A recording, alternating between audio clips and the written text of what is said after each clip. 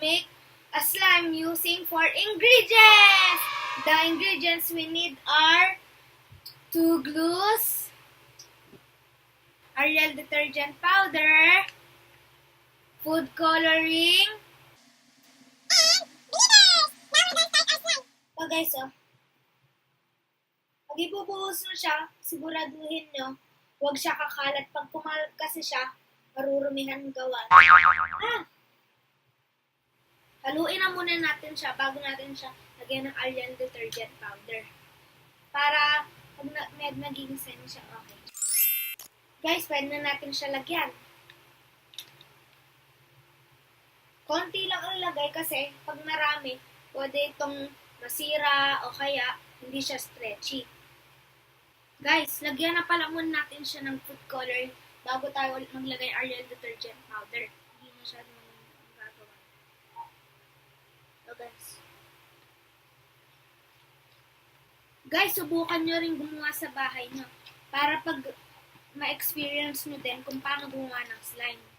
Guys, pag gumawa nito kayo sa bahay, huwag na masyadong bilisan kasi pag binilisan nyo, masisira ang gawa nyo. So guys, tingnan nyo siya. Tingnan siya guys. Ang ganda ng slime na nagawa ko kahapon guys.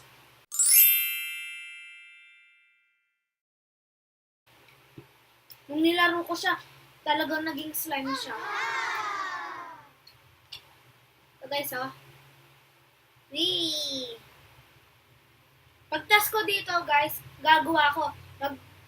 Papakita ko sa inyo yung mga laruan ko. Bago lang siya. Hindi ko pa siya ginagalaw kasi nga ipopost ko siya sa YouTube eh. Ito yung glitters ko, color blue siya.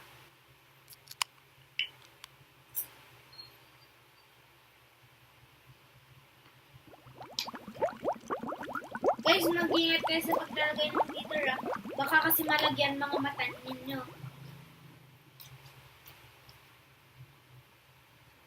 Ito siya guys, Ayan siya guys.